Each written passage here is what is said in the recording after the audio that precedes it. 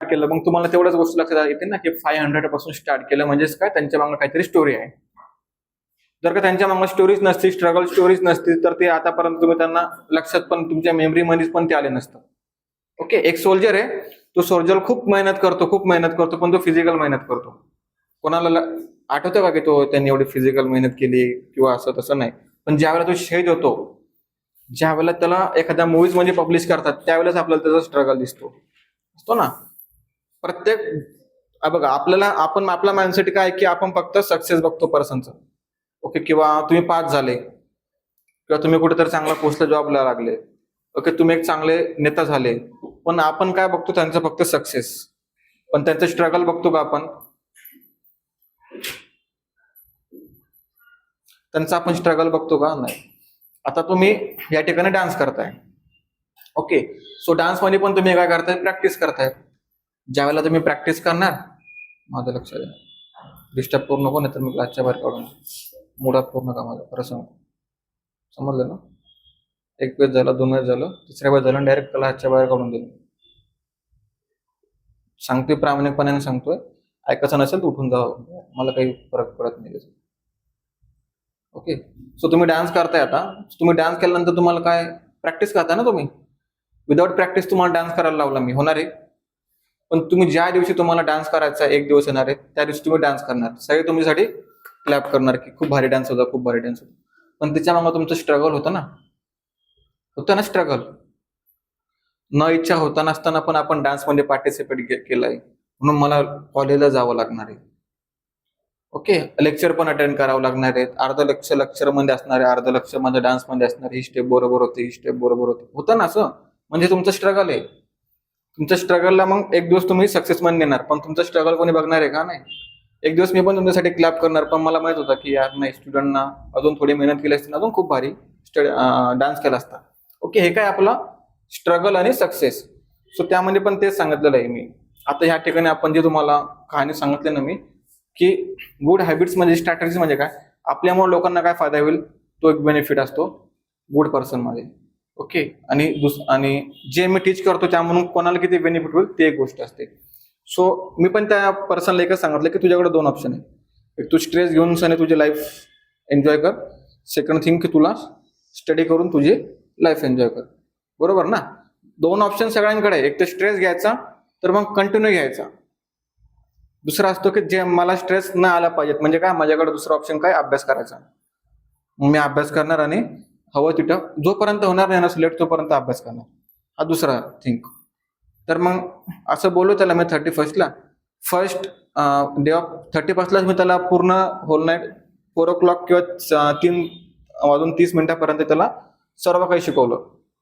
कारण की एक तर त्याचा इंटरव्ह्यू होता. मग त्याला बोललं ठीक आहे, स्ट्रेस घेऊ नको, मी तुला शिकवतो सगळं काय जे असेल ते, ऑल जे पण क्लिनिकल नॉलेज त्याला सर्व काही दिलं मी. मग त्याचा फर्स्ट डेला जर्मनीची कंपनी होती, त्या ठिकाणी त्याला इंटरव्ह्यू साठी बोलवलं होतं. जर्मनीला नाही, इकडंच इंडियामध्ये खूप मल्टीनॅशनल कंपनी आहे ती, खूप मोठी कंपनी आहे. त्या ठिकाणी त्याला इंटरव्ह्यू साठी बोलवले होते. वॅकन्सी एकच होती, पण खूप सारे स्टुडंट होते. कमीत कमी 15 ते 20 असणार, मेल पर्सन 15 ते 20. त्या म्हणून याची इंग्लिश एकदम वीक, येतच नाही वीक. म्हणजे त्याला त्याच्याकडं किती, त्याच्या मार्कशीट 30 आहे, 13 13 मार्कशीट आहे 4th yearच्या. माझ्याकडे किती आहे, 4. ओके, मग त्याला असं वाटलं की माझ्याकडून काहीतरी गायडन्स घ्यावं. मग त्याला इंटरव्ह्यू साठी प्रिपेअर केलं. असं तू इंटरव्ह्यू देऊ शकतो, तसा तू इंटरव्ह्यू देऊ शकतो, यामध्ये हे विचारतील तुला, त्यामध्ये ते विचारतील तुला. जास्त मेन फोकस तुझ्या कॅज्युअलिटीवर करतील. कॅज्युअलिटीमध्ये कोणते असतात, इमर्जन्सी केसेस मध्ये तुला हे मेडिसिन विचारतील, तुला ते विचारतील. तू केअर ऑफ अनकॉन्शियस पेशंटला तू कसे करशील ते तुला विचारतील. खूप सारं तुला विचारतील त्या ठिकाणी. त्याचा फर्स्ट इंटरव्ह्यू झाला, त्यामध्ये तो पास झाला. सेकंड स्टेपला गेला. ओके, सेकंड इंटरव्ह्यू मध्ये मॅनेजर होतात, HR मॅनेजरने इंटरव्ह्यू घेतला, त्यामध्ये पण पास झाला. मग आता थर्ड स्टेप होता की त्याला फुल्ली इंग्लिशमध्ये बोलायचं होतं. मग त्याने मला परत रिटर्न कॉल केला, मला फुल इंग्लिशमध्ये बोलायचं. मी काय बोलू म्हटलं, हे बघ, तुला बोलायचं असं डिफरंट काहीच नाही. तुला फक्त 3च गोष्टी बोलायच्या असतात की फर्स्ट वन तुझं इंट्रोडक्शन, तू कसा देतो ते एक इम्पॅक्ट असतो. सेकंड की तुला इंग्लिशमध्ये बोलायचं, पण तू असं बोल की फक्त तुला नॉलेज खूप आहे असं त्यांना दाखव. अनकॉन्शियस पेशंट असेल ते त्यांना एवढं काय माहित नाही, फक्त त्यांना काय असतं की पर्सन स्किलफुल पाहिजे. जो पण त्यांच्या कंपनीमध्ये पर्सन असतो तो स्किलफुल पाहिजे. त्यानं तो थर्ड वाला पण इंटरव्ह्यू दिला. मग लास्टला 4 कॅन्डिडेट फक्त रिमेनिंग होते, 4 कॅन्डिडेट म्हणून तसा एक कॅन्डिडेट सिलेक्ट करणार होते. ओके, सो मग तसा तो एकटा सिलेक्ट झाला. बाकीचे 3 लोक होते ना, त्यांना आणि ते 3 लोकांना रिजेक्ट करण्याचं कारण काहीच नाही. 3 लोक खूप भारी होते, एक्सपिरियन्स होते खूप त्यांना, 3 वर्षाचा. वरतून त्यांना एक पण इयर्सला केटी लागली नाही. सेकंड थिंग काय की ते त्यांना नॉलेज पण होतं खूप, आयसीयू नॉलेज असेल, इमर्जन्सी नॉलेज असेल, खूप नॉलेज होतं. आणि थर्ड वाले असा की त्यांना कुठे पण गेले तर आरामात जॉब भेटू शकतो असे लोक होते. याच्याकडे काहीच नव्हतं, याच्याकडे हा झिरो होता. ना याच्याकडे एक्सपिरियन्स होता, ना याच्याकडे नॉलेज होतं, ना याच्याकडे स्किल्स होत्या. फक्त एकच गोष्ट होती ती म्हणजे कॉन्फिडन्स. मी बोललो ना, तुमच्यामध्ये 100% कॉन्फिडन्स असेल ना, सो तुमचा 100% कॉन्फिडन्स तुम्हाला बिल्डअप करतो डायरेक्टली 100 लेवलपर्यंत. तुमच्या पुढे कोणीही येऊ द्या, मॅटर नाही करत. ओके, सो त्या ठिकाणचं जॉब सिलेक्शन झालं सिलेक्शन. त्यानं कॉल केला की माझं झालं selection, 50,000 per month, 50,000 per month. विचार करा, तो पर्सन 80 वाला पर्सन ज्याला अनकॉन्शियस पेशंटला कोणत्या मेडिसिन देतो ते सुद्धा माहिती नाही, त्या पर्सनचं सिलेक्शन झालं. म्हणजे हे काय तुमची स्ट्रॅटर्जी. मी त्याला एकच बोललो, हे बघ माझं उद्या लेक्चर पण, मी कॉलेजमध्ये लेक्चर पण तेच घेणार आहे, स्ट्रॅटर्जीवर. तुम्ही कशी स्ट्रॅटर्जी यूज करून पुढे जातात ना ते मॅटर करतं. मॅचेसमध्ये पण सेम असतं. जर का मला 59 बॉल्समध्ये 120 रन्स पाहिजेत, सो मी कोणत्या स्ट्रॅटर्जीने खेळणार, मी कशी स्ट्रॅटर्जी यूज करणार, त्यावेळेला मी विनर नसणार. ओके, ती असते आपली स्ट्रॅटर्जी. अभ्यास तर सगळेच करतात. या ठिकाणी इंडियामध्ये खूप सारे स्टुडंट आहेत जे की फक्त अभ्यास करतात, फक्त अभ्यास करतात. पण ते कोणती स्ट्रॅटर्जीने यूज करतात ना, ती स्ट्रॅटर्जी यूज केल्यानंतर ते असतात टॉपर. तुमचे पॅरेंट्स तुम्हाला कधी बोलले असेल की ऑल इंडिया रँकर 1 कसा आला असेल, त्यांना रात्रभर अभ्यास केला. त्यांनी तो पण तुम्ही ज्या वेळेला जेवण करतात त्यावेळेला त्यांना जेवण केलं, तुम्ही ज्या वेळेला झोपतात त्यावेळेला त्यांना झोपले, तुम्ही ज्या वेळेला स्टडी करतात त्यावेळेला त्यांना स्टडी केला. तर त्याच्यामध्ये एकच होतं स्किल्स, ती म्हणजे गुड स्टडी आणि स्ट्रॅटर्जी. या 2 गोष्टी खूप इम्पॉर्टंट आहे. तर आता या ठिकाणी आपण बघू, नेक्स्ट स्लाइड्सवर जाऊ आपण. Knowledge is a power and best investment in life. Okay, so आता ह्या ठिकाणी नॉलेज म्हणजे काय, नॉलेज काय इम्पॉर्टंट आहे आपल्याला. आता या ठिकाणी तुम्ही नंबर ऑफ बुक्स यूज केलेत, नंबर ऑफ बुक्स रीड केले, त्या ठिकाणी म्हणून तुम्हाला काय भेटणार आहेत, knowledge. Okay, so without knowledge तुम्ही पुढे जाऊ शकतात का तुमच्या लाईफमध्ये, नाही. सो तुम्हाला बेस्ट थिंग काय पाहिजेत, नॉलेज. मग नॉलेज तुम्ही कुठून पण घेऊ शकतात. स्मॉल 100 पेजेसच्या बुक म्हणून पण तुम्हाला नॉलेज भेटणार आहेत, 1000 पेजेसच्या बुक म्हणून सुद्धा तुम्हाला काय भेटणार आहे, नॉलेज. सो नॉलेज हे आपल्याला कुठून पण भेटू शकतं, पण ते कसं घ्यायचं ते आपल्यावरती आहे. ओके, आता व्हाय डू वी स्टडी, का केली पाहिजे आपण स्टडी, का केली पाहिजे, रिझन काय. गरजच नाही ना आपल्याला. समजा मला स्टडीज करायची नाही, काय होईल अजून, अजून अजून. पण न शिकलेले लोक पण आज खूप मोठे आहेत, मग त्यांना. ओके, तुमच्यामध्ये काय स्किल्स आहे अजून. ओके, सो तुम्हाला स्टडी का करायची ते तुम्हाला कळालं. आपल्यामध्ये तेवढ्या स्किल्स नाही बाकीच्यांसारख्या, मग मला अभ्यासच करावा लागणार आहे. ओके, समजलं ना. ज्या स्किल्स तुमच्यामध्ये नाही, मग तुम्हाला एक गोष्ट कळालं की स्टडी तर करावंच लागणार आहे. आपल्याकडे काय आहे, ऑप्शन नाही. समजलं. तुमच्याकडे बिझनेसमॅनच्या स्किल्स आहे का, नाही. इंटेलिजन्सच्या स्किल्स आहे का, डान्सिंगच्या स्किल्स आहे का, आहे. कोणत्या लेवलपर्यंत आहे. तुमच्यापेक्षा खूप नंबर ऑफ डान्सर भेटणार तुम्हाला. तुम्ही ज्या वेळेला बघा, या ठिकाणी मी एकटा असतो ना, तो टीचर असतो. समजा मी या ठिकाणी टीचर आहे, मी काय बोलणार, मी खूप हुशार आहे, मी खूप इंटेलिजंट आहे, माझ्याकडे खूप नॉलेज आहे. पण ज्या वेळेला मी 100 नंबर ऑफ टीचर्स पण जातो ना, त्यांची मी रिसर्च बघणार, नंबर ऑफ त्यांची रिसर्च, नंबर ऑफ त्यांना अवॉर्ड भेटलेले, तेव्हा मला कळणार माझ्या लायकी कुठे आहे. मग मी तेव्हा काय बोलणार, नाही माझा जॉब आहे तो बेस्ट आहे. समजलं ना. त्या ठिकाणी असतं तसं. त्याला बोलतात काय की आपल्याला एक लास्ट ऑप्शन कळतो की नाही बाबा, मला स्किल्स माझ्या जे आहे ते खूप कमी आहे. जर की माझ्या स्किल्सवर खूप फोकस केला ना तरी पण होऊ शकणार नाही, पण होईल. तुम्ही जर तुमच्या स्किल्सवर फोकस केला तर होईल, पण तुम्हाला सोबतच काय पाहिजे, स्टडी, नॉलेज. विदाउट नॉलेज तुम्ही पुढे जाणार नाही. ओके, तुम्हाला समजणार पण नाही. ओके, समजलं ना. या ठिकाणी आपल्याला स्टडी ही इम्पॉर्टंट आहे. आता हा सगळ्यात बेस्ट लाईन आहे. कोण रीड करतो? The study for not only pass the semester exams but also gain the proper knowledge. Okay, फक्त मला पास होण्यासाठी स्टडी करायचं आहे का? पास तर कोणी पण होणार. तुम्ही 10 दिवसात जरी अभ्यास केला तर तुम्ही पास होणार. समजलं? पण तुमच्याकडे नॉलेज असणार का तेवढं? आता त्या ठिकाणी मी तुम्हाला सांगितलं मिथार्जिन मेडिसिन कशासाठी देतात?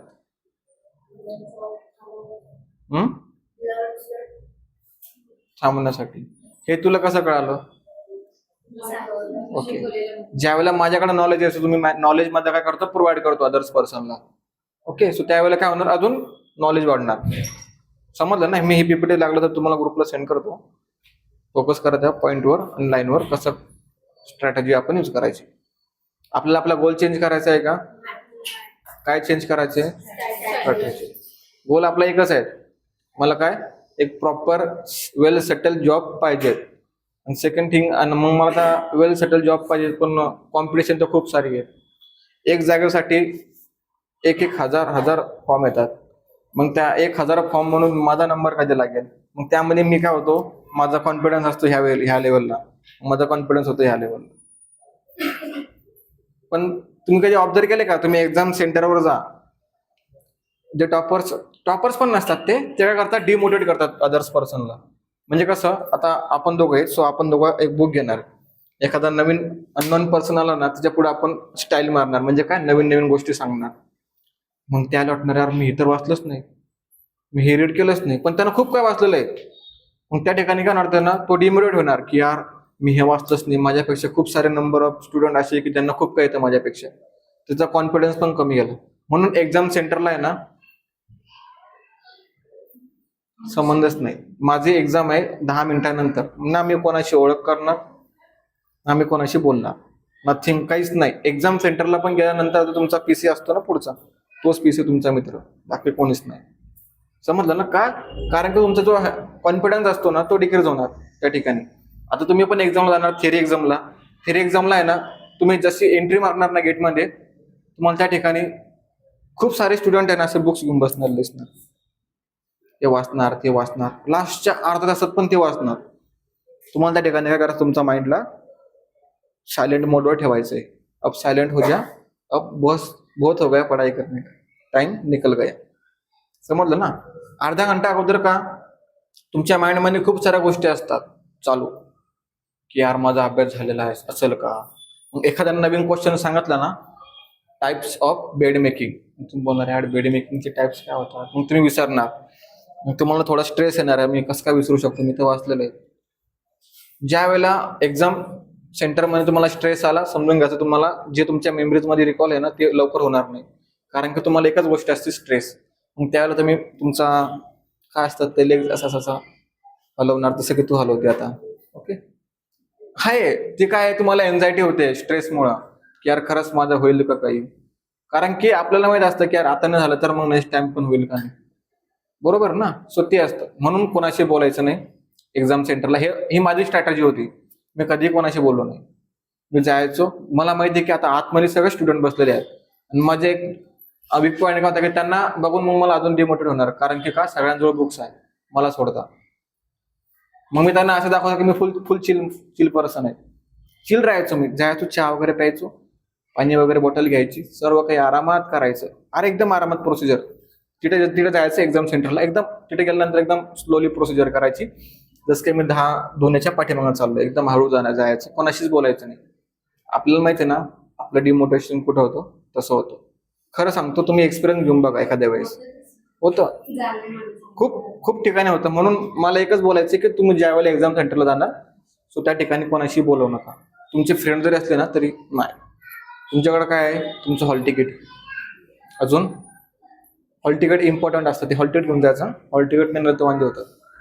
तुमच्याकडे 2 पेन असतात, 2 पेन घेऊन जायचे बस. तिथे गेल्यानंतर तुमचा पेपर तेवढंच सोडायचा, बाकी काही घेणं नाही आपण. जसं एक्झाम झाली ना, कोणाशीच बोलायचं नाही. किती क्वेश्चन सुटले, किती क्वेश्चन राहिले, किती MCQs राईट आले, रॉंग आले, नाही. रिझन सांगू का काय? तुम्हाला जो कॉन्फिडन्स असतो ना की मी पास होणार, तो पण कमी होणार. समजलं ना?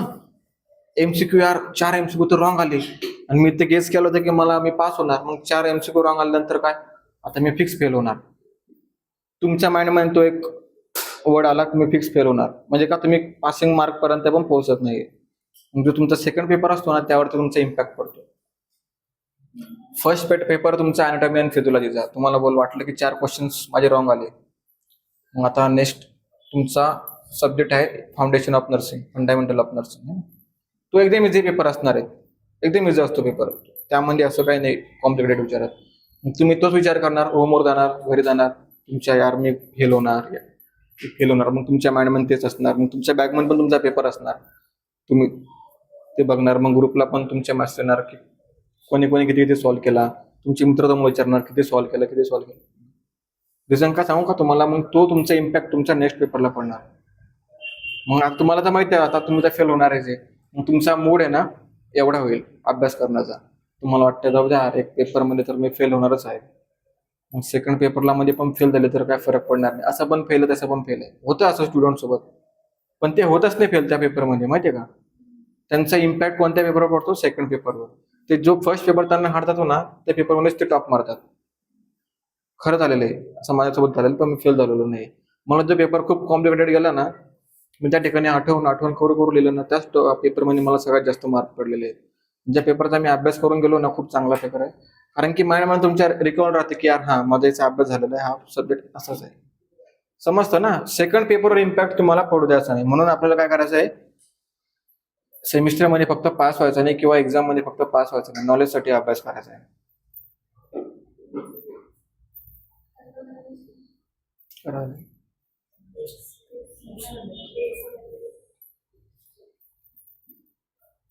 समजलं ना. फक्त आपल्याला बघा, ज्या ठिकाणी तुम्हाला नॉलेज असेल ना, तुमच्याकडे कितीही मोठे माणसं होऊ द्या, तुम्हाला नॉलेज हे बेस्ट असतं, समजलं ना. फक्त तुम्हाला जर का PCM माहिती आहे, सिट्रेझिन माहिती आहे, ओके 2-3च मेडिसिन माहिती आहे, म्हणजे ते कशामुळे माहिती आहे, कारण की सगळ्यांना कॉमन मेडिसिन आहे. मग जर का मला लॅसिक्स विचारली, फ्रिसमॅड लॅसिक्स विचारली, मिथिल डोपा विचारला, ओके ॲड्रेनालिन विचारली, त्यानंतर अजून 2-3 मेडिसिन घेऊ आपण असे कॉम्प्लिकेटेड, तुम्हाला माहितीच नाही त्या मेडिसिन कशासाठी यूज करतात. मग या ठिकाणी काय आपलं लॅक ऑफ नॉलेज कशामुळे, लॅक ऑफ स्टडी कशामुळं, माझा हा मोबाईल आहे ना. कारण की तुमचं मेन अटेन्शन त्यामध्ये आहे. जे तुम्ही 2015च्या अगोदरचे स्टुडंट बघितलेले आहे ना, त्यामध्ये होती खरी फिट ऑफ कॉम्पिटिशन.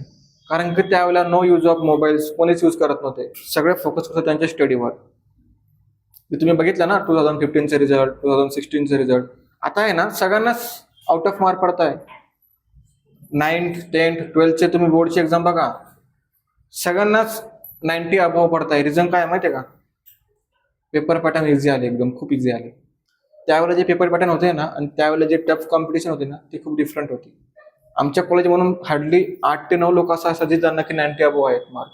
आणि आता जर का तुम्ही प्रत्येक स्कूल्स आणि कॉलेजेस मध्ये जाऊन बघा, प्रत्येकांजवळ काय आलेलं आहे माहितीये का, मोबाईल्स आहे. म्हणून तेच काय करतात, स्मार्ट वर्क करतात, हार्ड वर्क तर कोणी करतच नाही. आता सगळं स्मार्ट वर्क आहे. माझा पॉईंट पण तोच आहे, स्मार्ट वर्क विथ तुमचं नॉलेज प्रॉपरली तुम्हाला भेटायला पाहिजे. मला पूर्ण बुक वाचायचं आहे का, सध्यासाठी नाही.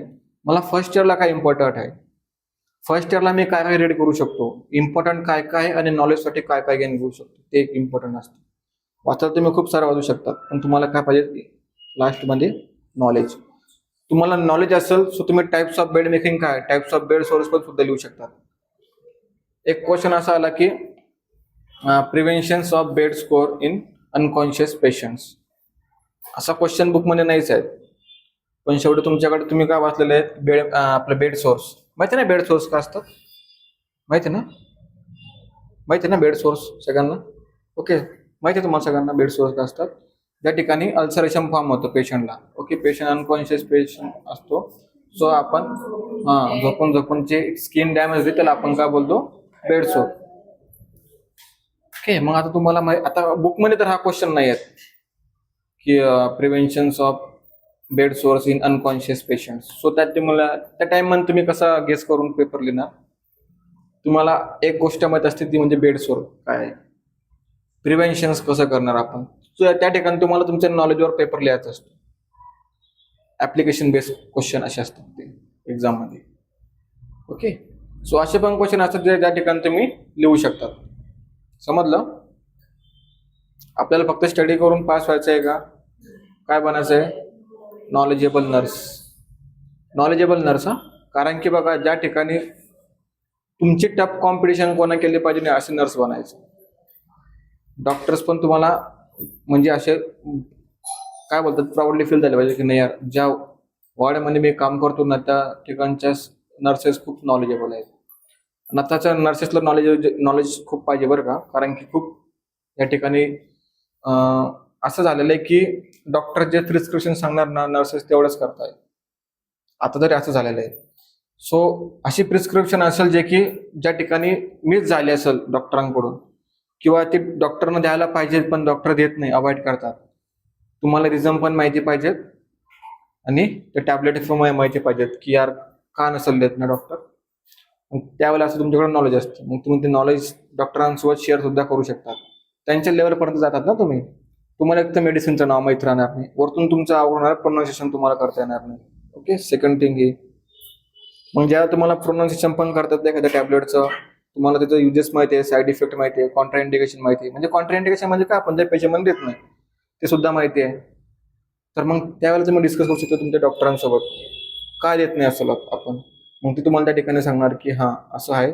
ओके, सॉरी मी विसरलो द्यायचं, थँक्यू सिस्टर तुम्ही मला सांगितलं. क्रेडिट कोणाला भेटणार? शेवटी तुम्हाला भेटणार. ओके. सो आपल्याला असे नर्स बनायचे जे की नॉलेजेबल असणार. स्टडी करून सगळेच पास होणार आहेत. आता तर न स्टडी केलेला माणूस पण पास होऊ शकतो असं झालेलं आहे. अशा युनिव्हर्सिटी बनलेल्या आहेत. कारण की तुम्ही थोडंसं जर लिहिलं ना तुम्हाला 1 मार्क भेटतात, 2 मार्क भेटतात, आले तुम्ही पासिंग पर्यंत, वरतून तुम्हाला ग्रेस पण भेटतो. सो हे या ठिकाणी तुम्हाला ऍडव्हान्टेजेस दिलेले आहेत.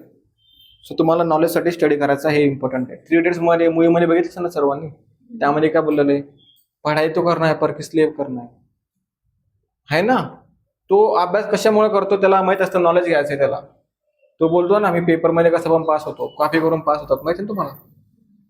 कॉपी करून पास होतात, पण शेवटी त्याच्याकडे काय असतं? नॉलेज. मग तो नॉलेज त्याचा यूज करतो दुसऱ्या ठिकाणी. आणि जो एक असतो फक्त स्टडी स्टडी स्टडी करून पास होणार, टॉप मारणार, हे मारणार, ती मारणार, शेवटी तो त्याच्याच कंपनीमध्ये काम करत असतो. समजलं ना? 2 डिफरन्स आहे. एक तर नॉलेजसाठी अभ्यास करायचा, दुसरा म्हणजे फक्त पास होण्यासाठी अभ्यास करायचा. आणि तुमचं नॉलेज कोणासाठी तरी कामाला पाहिजे असा अभ्यास करायचा. आता सेकंड वन आपण बघू या ठिकाणी. MHS म्हणजे काय? Maharashtra university of health science, जे की BSc नर्सिंग स्टुडंटला असतात युनिव्हर्सिटी. सो आपल्याला कोणती युनिव्हर्सिटी आहे? MNC ना, महाराष्ट्र नर्सिंग.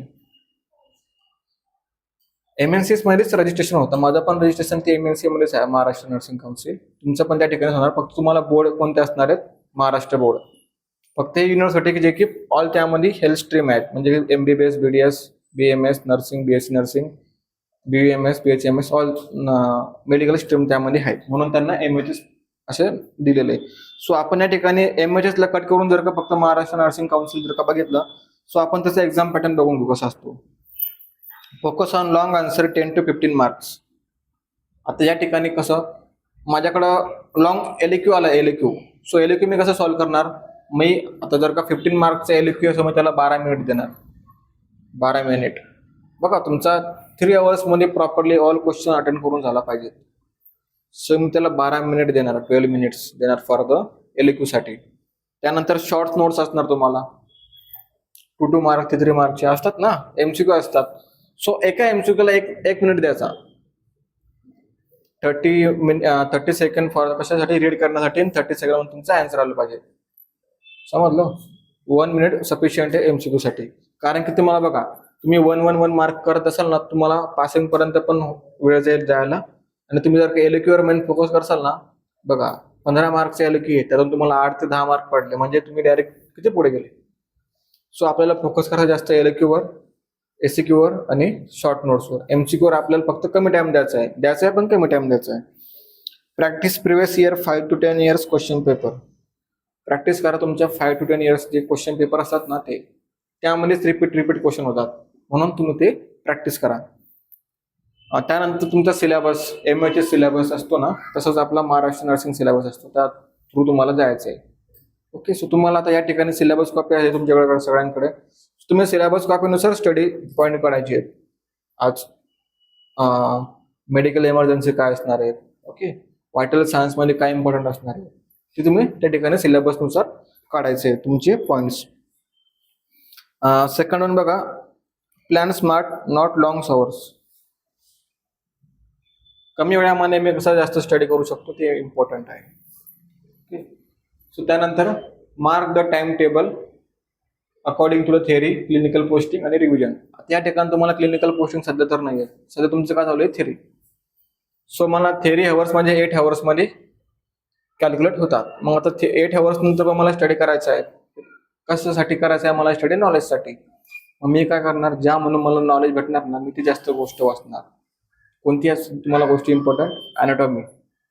अॅनाटॉमी तुम्ही जर का तुम्हाला कळाले तर तुम्हाला गायनॅक आणि आपलं ऑब्स्टेटिक सुद्धा कळणार, मिडवायफरी. तुम्हाला फंडामेंटल ऑफ नर्सिंग कळालं तर तुम्हाला 2 कळणार, काय? मेडिकल सर्जिकल नर्सिंग आणि पिडियाट्रिक्स. ओके, त्यानंतर तुम्हाला कम्युनिटी. तुम्हाला आताची जर कम्युनिटी नर्सिंग कळाली तर तुम्हाला लास्ट इयरची कम्युनिटी नर्सिंग कळणार. प्रत्येक सब्जेक्ट एकमेकांच्या रिलेटेड आहे. तुम्हाला अॅनाटॉमी कळाली तर तुम्हाला पिडियाट्रिक्स सुद्धा कळणार, तुम्हाला मेडिकल सर्जिकल नर्सिंग सुद्धा कळणार. तुम्हाला स्किनचंच माहित नाही, स्किनचे लेअर. जर का मी बोललो damage patient epidermis layer, so तुम्हाला लेअरच माहित नाही स्किनचा, तर तुम्हाला काय कळणार सेकंड इयरला गेल्यानंतर मेडिकल सर्जिकल नर्सिंग. समजलं ना? सो हे असतं, एक सब्जेक्ट आहे ना आपल्याला रिलेटेड करून दिलेले आहे. म्हणून फर्स्ट इयरचा स्टडी फर्स्ट इयरलाच करायचा, सेकंड इयरचा स्टडी सेकंड इयरलाच करायचा. केटी लावून घ्यायचीच नाही. जर का एकदा मला केटी लागली ना माझा मूड पण होणार नाही परत तो सब्जेक्ट रिलेट करायचा. खूप वेळा होत आहे असं. म्हणून जर का एक सब्जेक्ट आहे ना रिलेट करून लिहायचं, रिलेट करून की यार हां अॅनाटॉमीमध्ये काय आहे. अॅनाटॉमीमध्ये जर का ज्यावेळेला स्किन इंटिग्युमेंटरी सिस्टीम ज्यावेळेला मी शिकणार त्यानंतर मला इम्पॉर्टंट कशासाठी आहे, सेकंड इयरला बर्न आहे ना, बर्न क्लासिफिकेशन ऑफ बर्न, त्यामध्ये तुम्हाला इम्पॉर्टंट आहे. 15 मार्काला क्वेश्चन विचारतात युनिव्हर्सिटीमध्ये, 15 मार्काला. मग तुम्हाला जर का तुमची चांगली प्रॉपरली स्किन झालेली असेल सिस्टीम त्यावेळेला तुम्हाला हेल्प होणार. प्रेशर सल्सर म्हणजे काय, बेड सोर्स, त्यामुळे तुम्हाला हेल्प होणार. अजून स्किनचे डिसीजेस असतात त्यामुळे तुम्हाला हेल्प होणार. ओके, सो अशा ठिकाणी तुम्हाला हेल्प होऊ शकते. म्हणून आपल्याला स्टडी करायचा आहे प्रॉपरली फुल नॉलेजने. त्यानंतर क्लिनिकल पोस्टिंग म्हणून तुम्ही कसं काय करणार बघा. तुम्हाला थेअरी असणार आहेत. क्लिनिकल पोस्टिंग म्हणून तुम्हाला काय करायचं आहे, क्लिनिकल पोस्टिंग म्हणून तुम्हाला ऑल पेशंटच्या डिसीज कंडिशन माहिती पाहिजे. स्टडी कसा करायचा सांगतो हे थेअरीमध्ये, क्लिनिकल पोस्टिंग मध्ये रिव्हिजन कशी करायची आपण. थेअरीमध्ये तुम्ही काय जे शिकणार तेच तुम्हाला रीड करायचं आहे. क्लिनिकल पोस्टिंग मध्ये काय असतं माहिती आहे का, तुम्हाला काम पण असणार आहे आणि तुम्हाला पेशंटची कंडिशन पण माहिती असणार आहे. ज्यावेळेला मी तुम्हाला शिकवणार सोरियासिस म्हणजे काय. सपोज तुम्हाला सोरियासिस बद्दल माहिती आहे की स्किन डिसीजेस आहे, स्किन इन्फेक्शन होतं, तर स्किन मध्ये या ठिकाणी इन्फेक्शन ट्रान्समिटेड होतं. तर स्किन मध्ये हे डिसीज ट्रान्समिटेड होतात. ओके, आता सोरियासिस पण ट्रान्समिटेड होतात 1% टू अनदर पर्सन. तुम्हाला एवढं गोष्ट कळाली, मग तुम्ही काय घेणार, प्रिकॉशन्स घेणार. हॉस्पिटलला गेल्यानंतर तुम्हाला माहिती आहे की सोरियासिसचा पेशंट आहे. मग पेशंटला आपण काय करतो, आयसोलेशन रूम मध्ये ठेवतो आणि त्यानंतर आपण काय करणार, प्रॉपरली वेअरिंग करणार ग्लोव्स, मगच पेशंटला टच करणार. तुम्हाला सोरियासिस माहितीच नाही हा काय, आणि तुम्ही डायरेक्टली गेले पेशंटला टच केला, तुम्हाला पण होऊ शकतो ना सोरियासिस किंवा skin infection diseases. Okay, so असे डिसीज असतात. मग त्या ठिकाणी आपल्याला आपलं नॉलेज यूज करायचं असतं. मग त्या ठिकाणी तुम्हाला सोरियासिस कळणार. त्यानंतर सोरियासिसचे मॅनेजमेंट काय आहे, मॅनेजमेंट म्हणजे मेडिसिन कोणत्या देतात, टॅबलेट्स कोणत्या आहेत, थेरपी कोणत्या कोणत्या आहेत, टेस्ट कोणत्या कोणत्या करतात, हे सगळं तुमचं कव्हर होणार कुठं, क्लिनिकल पोस्टिंगमध्ये. म्हणजे बघा तुम्हाला थेरपी पण वाचायची आहे आणि तुम्हाला सोबत रिव्हिजनसाठी काय भेटणार, तुम्हाला क्लिनिकल पोस्टिंग. सो क्लिनिकल पोस्टिंगमध्ये टाइमपास करायचा नाही, ऑल डिसीज कंडिशन रीड करायचं आहे. जेवढं तुम्ही रीड करणार ना तेवढं तुम्हाला नॉलेज येणार डिसीज कंडिशन बद्दल आणि ट्रीटमेंट बद्दल. मग तुम्हाला कोणती पण ट्रीटमेंट विचारली ना तुम्हाला सांगता आलं पाहिजे की हे ट्रीटमेंट यासाठी आपण देतो. अरे हां, मग तुम्ही बोलणार की स्कार टिश्यू कलेक्शन आहे, स्कार टिश्यू कलेक्शन. तुम्हाला कळायला पाहिजे स्कार टिश्यू कलेक्शन हा फक्त स्किनवाल्या पेशंटमध्ये होतोय, म्हणजे आपल्या वॉर्डमध्ये स्किन डिसीजवाला एक पेशंट आहे. समजलं ना, हे असतं आपलं नॉलेज आणि ते आपण या ठिकाणी यूज करायचं क्लिनिकलमध्ये. समजलं. रिव्हिजन बघा, एकदा रीड केलेलं परत आपल्याला लक्षात राहत नाही, कॉमन आहे, माझं पण राहत नाही. मग आपण काय करायचंय, शॉर्ट नोट्स बनवायचे आपल्या. जे तुम्ही नोट्स बनवतात ना त्या परत परत वाचायच्या. जोपर्यंत तुम्हाला आठवत नाही ना याचं काय, तुम्हाला एखाद्या क्वेश्चन जर का विचारला ना मी तरी पण तुम्ही वाचायचे त्या नोट्स. त्याला असतो आपली रिव्हिजन. म्हणजे की जे मला समजलं मी ते माझ्या नोट्समध्ये काढलं, त्यानंतर मी त्याला रिवाईज केलं, ती असते माझी रिव्हिजन नोट्स. म्हणून रिव्हिजन इम्पॉर्टंट आहे. तुम्ही जे पण स्टुडंट बघतात ना टॉपर्स, ते त्यांचा सिलेबस कम्प्लीट करतात, मग फक्त असं त्यांच्याकडे रिव्हिजनचा टाइम, ते रिव्हिजन करतात. समजलं ना? आता ह्या ठिकाणी बघा, तुमच्यानुसार मी सांगतो, study in 2 to 2 hours focus on blocks with the short breaks. त्यानंतर आहे revise daily plus weekly plus monthly. त्यानंतर क्वालिटी आणि क्वांटिटी. आता ह्या ठिकाणी बघा, study in 2 to 2 hours focus blocks with short breaks. आता या ठिकाणी तुम्ही बघा, तुमचं शेड्यूल या ठिकाणी स्टडीचा आहे का? वाटतं का तुम्ही तुमच्या किती लोक स्टडी करतात? मला प्रामाणिकपणाने हात वरती करायचा.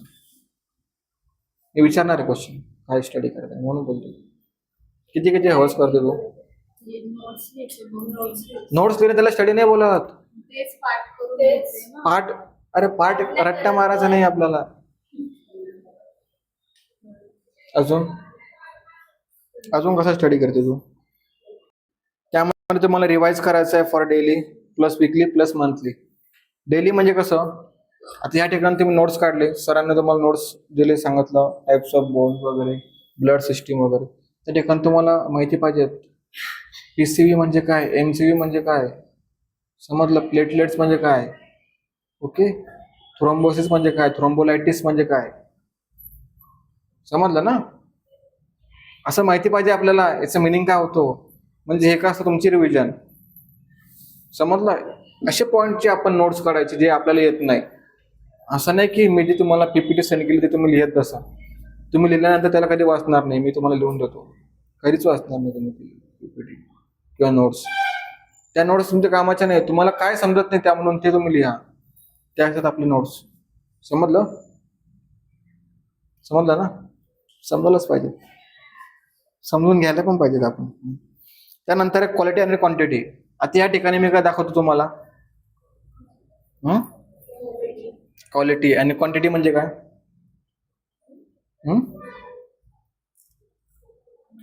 क्वालिटी आणि क्वांटिटी.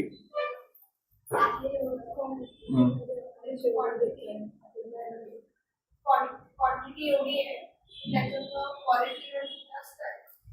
म्हणजे नॉलेज आहे खूप. स्टडी मधून आपल्याला काय घ्यायचं, क्वालिटी, जे मला काय येत नाही. बुक्स मध्ये तुम्हाला 1000 रेसिस दिलेले आहेत, पण तुम्हाला कोणते बुक रीड करायचे जे तुम्हाला माहिती नाही ते. समजलं? कॉमन कोड सगळ्यांना माहित आहे. रीड करायचं आहे का आपल्याला? रीड करायचं आहे. काय रीड करायचं आहे? मॅनेजमेंट. ज्या म्हणून मला काय समजत नाही त्याच्यातलं. साइन अँड सिम्पटम सगळ्यांना माहिती आहे. कॉमन कोडचे काय आहे? रनी नोज, अजून हेडॅक, अजून सायनस मध्ये पेन होणार, अजून डिझिनेस पण असणार ना, लिथार्जी पण होणार, अजून रनी नोज झालं आपलं, अजून tears in from the eyes, अजून ते थ्रोट इन्फेक्शन मध्ये गेलं ना तुमचे जे. तेच बोलतो ना, ते थ्रोट इन्फेक्शन मध्ये गेला. आपल्याला काय ईएनटी मध्ये शिकले ना तू, ईएनटी, इयर नोज थ्रोट, तीन असतात, इयर नोज थ्रोट. जी आपली ट्यूब असते ह्या ठिकाणी, ही कोणती ट्यूब आहे? 10 वेळेस सांगितले तुम्हाला, ई वरून ट्यूब आहे, ई. आता जर का मला नोज मध्ये म्हणजे मला कॉमन कोड झाला, पण माझ्या इयर्स मध्ये मला प्रॉपरली ऐकू येत नाही, असं झुम होत आहे. असं रिझन काय? ती ट्यूब कोणती असते? हा, तेच. तिचं प्रोनाउन्सिएशन बरोबर करा. पण ती ट्यूब असते, मग ती ट्यूबचं काय होणार?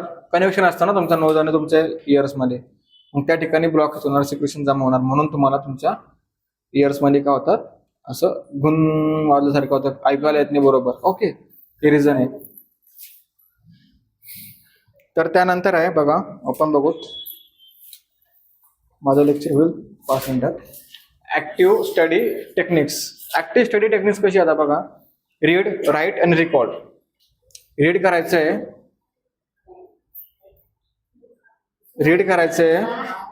त्यानंतर राईट करायचंय आणि रिकॉल करायचं. बरोबर टेक्निक आहे. कशी? रीड करायचंय, राईट करायचंय आणि रिकॉल करायचंय. कसं? रीड करायचं ना,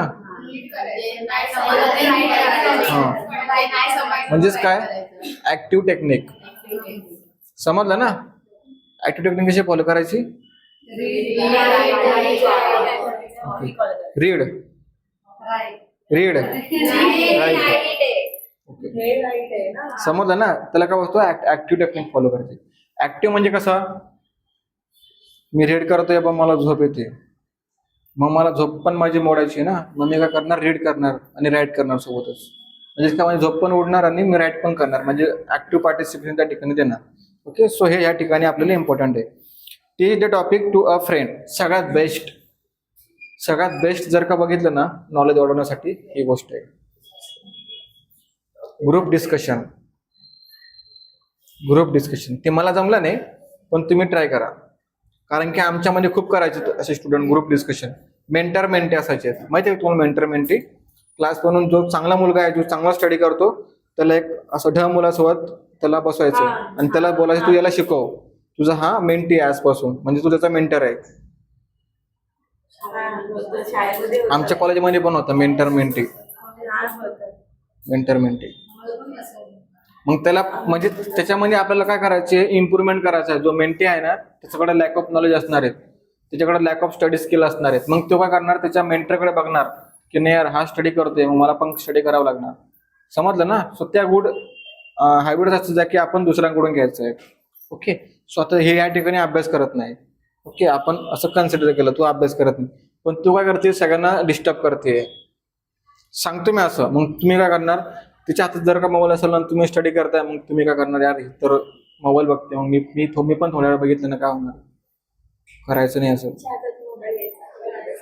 नाही, असं बोलायचं पण नाही. आपण अजून जास्त स्टडी करायचा. तिला भीती वाटली पाहिजे की ही किती स्टडी करताय. समजलं ना? ते असतं ना, भुंकणारा कुत्रा किती पण भुंकू दे, पण आपण शांत बसायचं. जरी तू अंगावर आला ना त्याला काय नाही यार हा शांत माणूस आहे, याच्या अंगावर आलं तर हा काही पण करू शकतो. समजलं ना? कुत्र्याशी नाही कम्पेअर करत मी तुला. किंवा ऐक एखादा प्राणी असेल किंवा पक्षी असेल, म्हणजे जे स्टोरी सांगतो, एखादा पक्षी असेल, प्राणी असेल, त्याच्यामध्ये जी सवय त्याची, आता वाघ आहे, शिकार करतो, शिकार करणारच आहे. मग तो माणसाची असो की प्राण्यांची असो, करणारच शिकार. मग आपण काय करायचंय, आपल्याला स्वतःला प्रोटेक्ट करायचंय. जोपर्यंत मी मला प्रोटेक्ट करणार नाही तोपर्यंत म्हणजे शिकार करणार नाही. मग जर तुम्ही एखाद्या पिंजरात बंद आहेत, बाहेरून तुमच्यावर वाघ किती पण वार करतोय, किती पण तुमच्यासोबत फाईट करतोय, पण तुम्ही पिंजरात बंद आहे ना, शेवटी तो तुम्हाला पंजे मारून मारून शांत बसणार, झोपून जाणार. त्यावेळेला तुम्हाला बाहेर यायचंय. समजलं स्टोरीचा मोरल ऑफ द स्टोरी काय, की ही किती पण मोरल बघत असेल, आमच्यामध्ये होतं असं. माझा मित्र जर का पूर्ण दिवस जर मला बघत असेल ना, मी त्याला इन्फ्लुएन्स करणार, अजून बघ, पण मी स्टडी करणार. रिझन काय माहितीये का, यामध्ये ती मजा स्टडी करण्याची. ज्या वेळेला कोणाच्या पुढे आपण जात असेल ना, त्यामध्ये असते पॉवर, एनर्जी, ती आपल्याला समोर नेते. की तो आता ही गोष्ट करतोय, पण 2 वर्षानंतर मी ती गोष्ट अशीच करणार बसून, जेव्हा माझ्याकडे सर्व काही असणार. समजलं ना? ती असती रिअल काय टेक्निक. ओके, स्ट्रॅटर्जी याला बोलतात. ही असते स्ट्रॅटर्जी. जर तुमच्या म्हणून किती नंबर ऑफ स्टुडंट आहे, पण या म्हणून टॉप एकच येणार. काय एकच येणार टॉप? 1.5 टॉप होऊ शकत नाही. स्ट्रॅटर्जी. ज्या वेळेला तुम्ही झोपतात त्यावेळेला तू जागतो, ती असते स्ट्रॅटर्जी. समजलं ना? असं आहे. तुम्हाला फ्रेंड सुद्धा बोलणार की झोप आता, खूप झालं, झोप आता, मला पण झोपायचंय. विश्वास ठेवायचा नाही. विश्वास ठेवायचा नाही. रिझन काय माहितीये का, तुम्हाला तो झोपवणार आणि तो अभ्यास करणार. आमच्यामध्ये पण असं होतं, आमच्या हॉस्टेलला पण असं होतं. आमच्या हॉस्टेलला पण असं होतं की रात्री 11ला लाईट बंद करायची पूर्ण रूम्स मधली, एकानं पण लाईट ऑन ठेवायची नाही. सगळे आपापल्या लाईट बंद करायचे. मग कुठे जायचे माहितीये का, लायब्ररीत. समजलं ना? लाईट बंद करायचे, कारण की अंधारात दिसणारच नाही कोण कुठे जात आहे. आता जर का माझ्या हातामध्ये बुक्स आहे, मी वाट बघतो की 11 कधी वाजणार आणि सगळे कधी झोपणार. सगळे झोपले, मग फक्त हळूच बघायचं, झोपलेलं दिसतात, मग जायचा अभ्यास करायला. कळणारच नाही मी अभ्यास कधी करतोय ते. पण टॉप मारायचंय आपल्याला. टॉप आला अचानक असं, यार तू अभ्यास पण नाही केला. नाही यार, मी विदाऊट अभ्यास टॉप आलोय. पण कधीच असं टॉप कोणी येत नाही जोपर्यंत त्याच्याकडे असतात स्ट्रॅटर्जी आणि गुड स्टडी स्किल्स. समजलं ना? Use flow chart, tables, diagram and images like presentation. म्हणजे तुम्हाला काय मी बोललो ना, तुम्हाला एक फ्लो चार्ट करायचा आहे, त्यामध्ये आता टाइप्स ऑफ किंवा फंक्शन्स ऑफ ब्लड, त्यामध्ये बघा काय काय असणार आहे. ट्रान्सपोर्टेशन, एका साईडला ट्रान्सपोर्टेशन लिहा, एका साईडला काय रेग्युलेशन लिहा, एका साईडला प्रोटेक्शन लिहा. ओके, असं फ्लो चार्ट तुम्ही करा, मग तुम्हाला अजून थोडं रिव्हिजन करणारा इंटरेस्टिंग जाईल. त्यानंतर आहे ओरिएंटेड नोट्स. कोणत्या कोणत्या असतात तुमच्या? शॉर्ट नोट्स असतात बघा, short notes, very short notes. म्हणजे एका क्वेश्चनला मी कसं 3 ते 4 लाईनमध्ये डिस्ट्रीब्यूट करणार. त्यानंतर असं तुमच्या पॉईंट वाईज नोट्स, म्हणजे की क्वेश्चन्सला मी कसं प्रॉपरली फॉर्म्युलेट करणार. त्यानंतर असं तुमचं हेडिंग्स आणि सब हेडिंग्स. आता तुम्हाला माहिती आहे टाइप्स ऑफ थिंकिंग, या ठिकाणी क्वेश्चन्स आहे. थिंकिंगचे कोणते कोणते टाइप्स आहेत? अजून बघा, या ठिकाणी असा असतो थिंकिंग, टाइप्स ऑफ थिंकिंग. कोण अजून अजून कोणते कोणते असतात? थिंकिंग कोणती कोणती असते?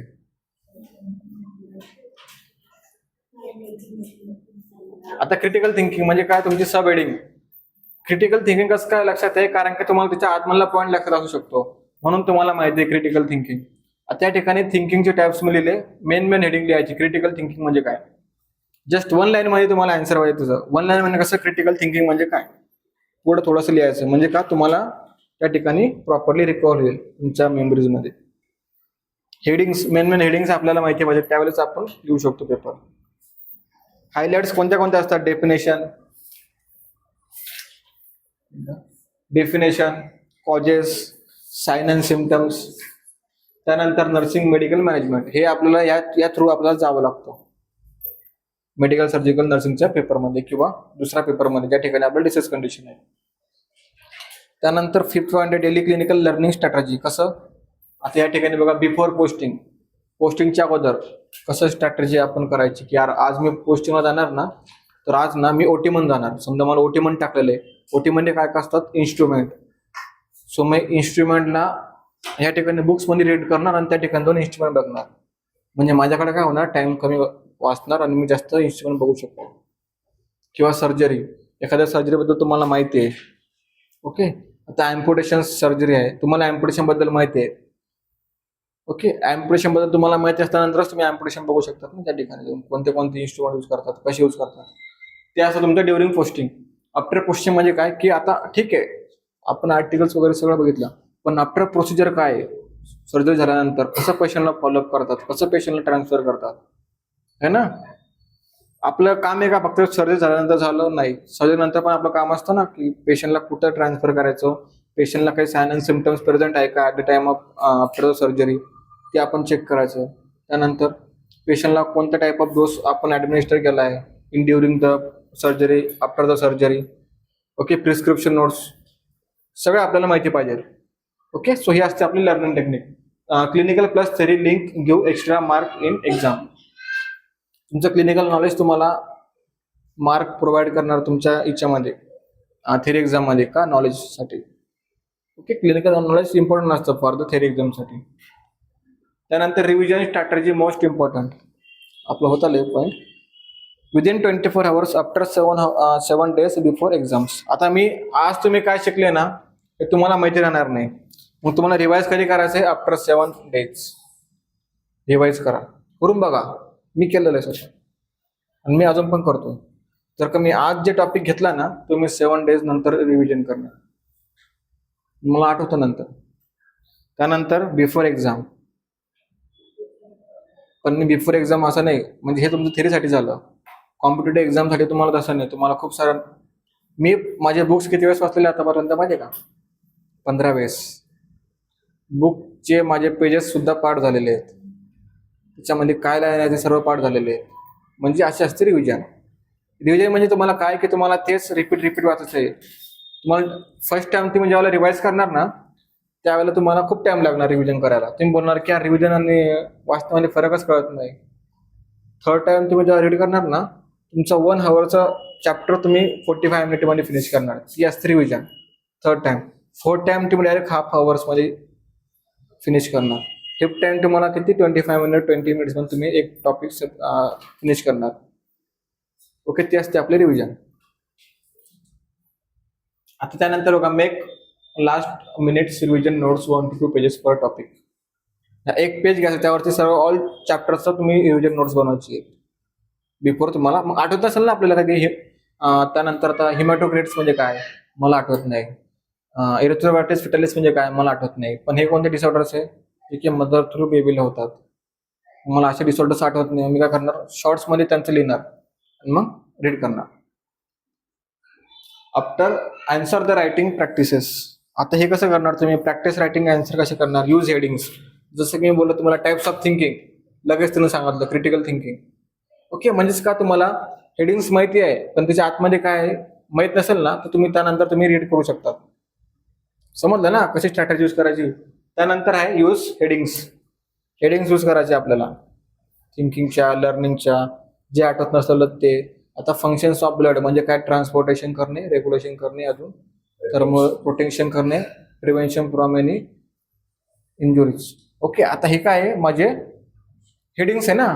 मग आता रेग्युलेशन्स म्हणजे काय, माझ्या बॉडीमध्ये रेग्युलेट करतात ब्लड्स. रेग्युलेशन झालं तुम्हाला माहिती पण पडलं. ही असते मेन हेडिंग. ट्रान्सपोर्टेशन काय करतात, one organ to another organ to all the skin of body. असं असतं, याला बोलतात यूज हेडिंग. आणि नंतर आन्सर. समजलं ना स्ट्रॅटेजी कशी आहे. त्यानंतर आहे अंडरलाईन कीवर्ड्स.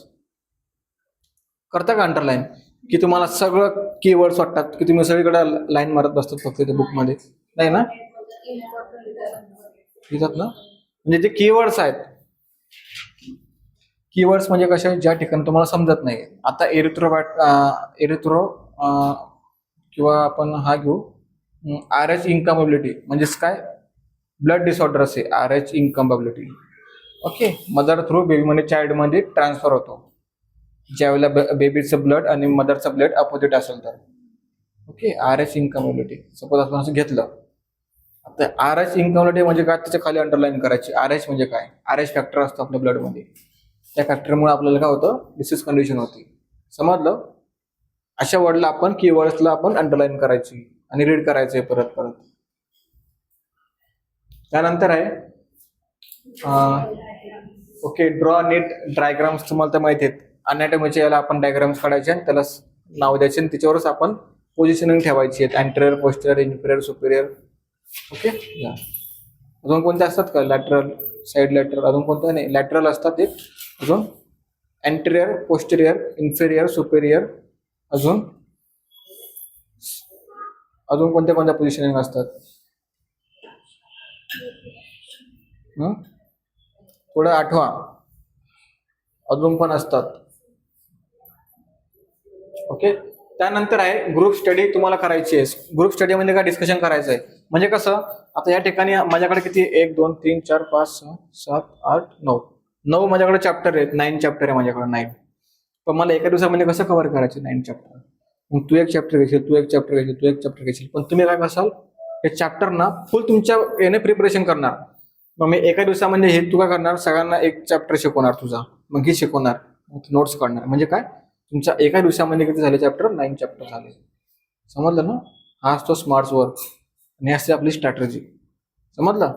एका दिवसात 9 चॅप्टर होईल तुझे, विचार कर. 9 म्हणजे तू एका दिवसामध्ये डायरेक्ट टॉप करशील असं नाही होते. पण तुला रिव्हिजनला पण टाइम द्यावा लागेल.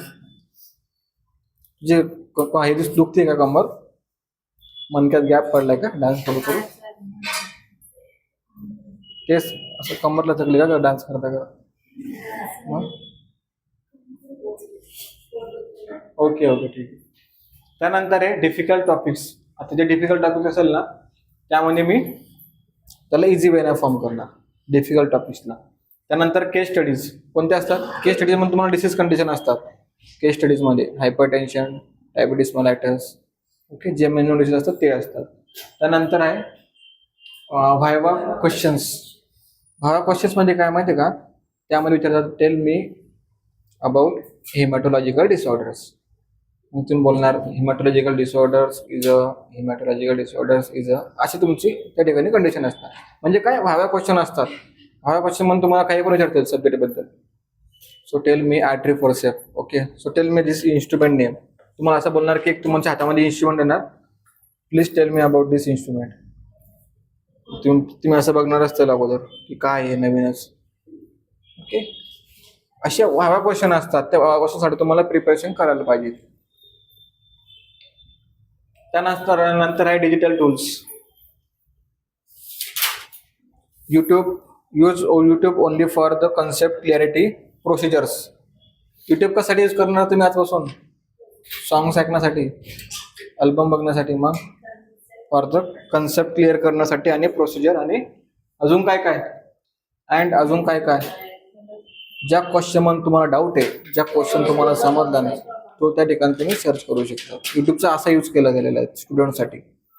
पण स्टुडंट त्यावरती काय बघतात? Take care of health and mental wellbeing. Okay, sleep 7 to 8 hours memory improve करण्यासाठी. पण आपण किती वेळ झोपतो? रात्री 10ला झोपायचं, डायरेक्ट सकाळी 6ला उठायचं, 12ला झोपतो, 6ला उठतो, 6ला. भारी आहे. अजून 12ला झोपतो, 6ला उठायचं. तू नाही बोलायचं, तू बोलायचंच नाही मी सकाळी लवकर उठणार. ओके, त्यानंतर इट हेल्दी आणि स्टे हायड्रेट. म्हणजे काय? इट हेल्दी, तुम्हाला प्रॉपरली हेल्थवर पण फोकस करायचं आहे. ते माझ्यासाठी आहे, तुमच्यासाठी नाही आहे. Okay, stay hydrate. जे अभ्यास करतात प्रॉपरली 9 to 10 hours त्यांच्यासाठी आहे. ओके,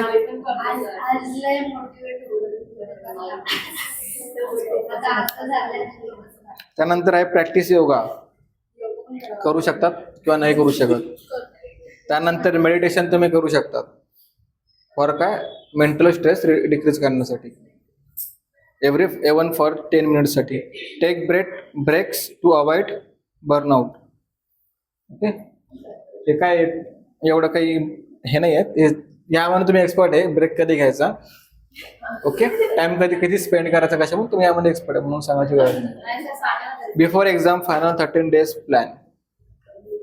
13 days प्लॅन बनवायचा आहे. मी माझ्या 8 दिवसामध्ये किती सब्जेक्ट संपवणार, म्हणजे 12 दिवशी कोणत्या सब्जेक्ट घेणार, म्हणजे का हा तुमचा शेड्यूल असतो.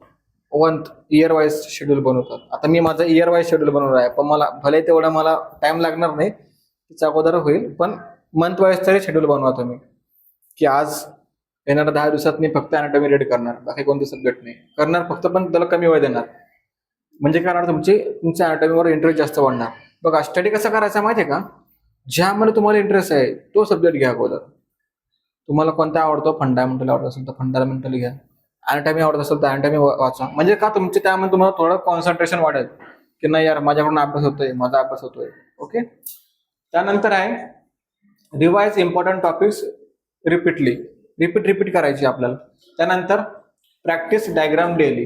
Avoid new topics at last मोमेंटला नवीन टॉपिक्स वाचायचे नाहीत. जेव्हा नवीन वाचलं ना, मागचं सगळं विसरून जातो आपण. त्यानंतर आहे कीप सेल्फ मोटिवेटेड. कसं ठेवतात मोटिवेट? सांगा ना, कसं ठेवतात तुम्ही मोटिवेट तुम्हाला स्वतःला?